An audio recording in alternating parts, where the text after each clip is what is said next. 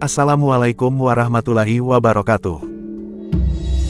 Sosok Saridin atau yang populer disebut Syekh Jangkung, menurut cerita tutur Saridin adalah putra salah seorang wali songo, yaitu Sunan Muria dari istri bernama Dewi Samaran. Dalam cerita babat itu menyebutkan, bayi tersebut memang bukan darah daging sang Sunan dengan istrinya, Dewi Samaran.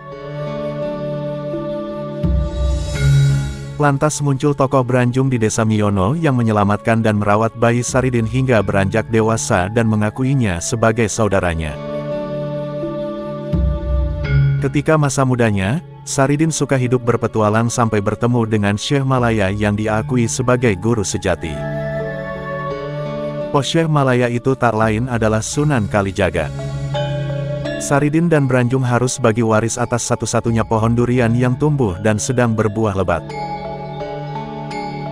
Bagi waris tersebut menghasilkan kesepakatan, Saridin berhak mendapatkan buah durian yang jatuh pada malam hari, dan Branjung dapat buah durian yang jatuh pada siang hari.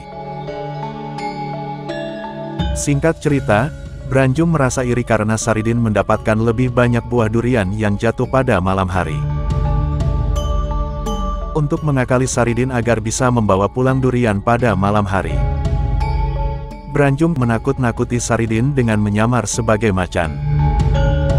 Namun hati Saridin tidak merasa gentar dengan kehadiran harimau jelmaan Branjung. Saridin mengambil tombak dan menghunuskan mata tombaknya ke harimau tersebut. Otomatis harimau itu langsung tumbang dan mati di tempat. Setelah mati, harimau tersebut berubah menjadi sosok Branjung. Terbunuhnya Branjung membuat Saridin berurusan dengan penguasa Kadipaten Pati. Adipati Pati waktu itu adalah Wasis Joyokusumo yang harus memberlakukan penegakan hukum dengan keputusan menghukum Saridin karena dinyatakan terbukti bersalah telah membunuh Branjung. Meskipun dalam pembelaan Saridin berulang kali menegaskan, yang dibunuh bukan seorang manusia tetapi seekor macan, fakta yang terungkap membuktikan yang meninggal adalah Branjung akibat ditombak Saridin. Untuk mempertanggungjawabkan perbuatannya, dia harus menjalani hukuman yang telah diputuskan oleh penguasa Pati. Saridin lalu berguru pada Sunan Kudus. Di sana ia membuat ulah. Ontran-ontran Saridin di perguruan Kudus tidak hanya menjengkelkan para santri yang merasa diri senior, tetapi juga merepotkan Sunan Kudus. Soal kemampuan dalam ilmu kasepuhan. Hal itu membuat dia harus menghadapi persoalan tersendiri di perguruan tersebut. Itulah dia tunjukkan ketika beradu argumentasi dengan sang guru soal air dan ikan. Untuk menguji kewaskitaan Saridin, Sunan Kudus bertanya, apakah setiap air pasti ada ikannya? Saridin dengan ringan menjawab, ada, Kanjeng Sunan. Akan tetapi, murid lain menganggap Saridin lancang dan pamer kepintaran. Karena itu lain hari, ketika bertugas mengisi bak mandi dan tempat wudhu, para santri mengerjai dia. Para santri mempergunakan semua ember untuk mengambil air. Saridin tidak enak hati, karena ketika para santri yang mendapat giliran mengisi bak air, termasuk dia, sibuk bertugas, dia menganggur karena tak kebagian ember. Dia meminjam ember kepada seorang santri. Kalau mau bekerja, itu kan ada keranjang. Keranjang itu dia ambil untuk mengangkut air. Dalam waktu sekejap bak mandi dan tempat wudhu itu penuh air. Santri lain pun hanya bengong. Cerita soal kejadian itu dalam sekejap sudah diterima Sunan Kudus. Demi menjaga kewibawaan dan keberlangsungan belajar para santri, sang guru menganggap dia salah. Dia pun sepantasnya dihukum. Sunan Kudus pun meminta Saridin meninggalkan perguruan Kudus dan tak boleh lagi menginjakkan kaki di bumi Kudus. Vonis itu membuat Saridin kembali berulah. Dia unjuk kebolehan. Tak tanggung-tanggung, dia masuk ke lubang WC dan berdiam diri di atas tumpukan ninja. Pagi-pagi ketika ada seorang wanita di lingkungan perguruan buang hajat, Saridin berulah. Dia memainkan bunga kantil, yang dia bawa masuk ke lubang WC. Karena terkejut, perempuan itu menjerit. Jeritan itu hingga menggegerkan perguruan. Setelah sumber permasalahan dicari, ternyata itu ulah Saridin. Begitu keluar dari lubang WC, dia dikeroyok para santri yang tak menyukainya. Dia berupaya menyelamatkan diri, namun, para santri menguber kemanapun dia bersembunyi. Lagi-lagi dia menjadi buronan, selagi berkeluh kesah, menyesali diri.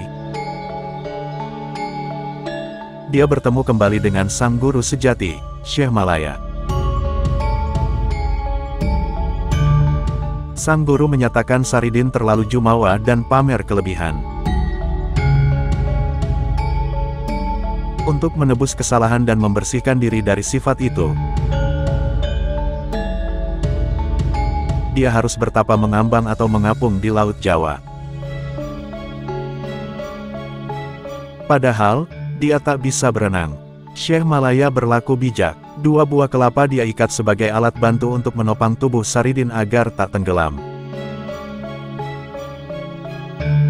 Dalam cerita Tutur Tinular disebutkan, setelah berhari-hari bertapa di laut dan hanyut terbawa ombak, akhirnya dia terdampar di Palembang. Cerita tidak berhenti di situ, karena, dalam petualangan berikutnya, Saridin disebut-sebut sampai ke Timur Tengah. Saat di laut itulah Saridin merasakan betapa kecilnya manusia. Ia bisa mati sewaktu-waktu karena tidak bisa berenang. Kesombongannya selama ini luluh seketika. Betapa senangnya Saridin ia selamat. Ia berjanji akan menjadi orang baik dan bertaubat melakukan syiar. Orang-orang heboh melihat Saridin, apalagi Saridin berkata ia datang dengan 2 batok kelapa, sebagian menganggap Saridin orang gila.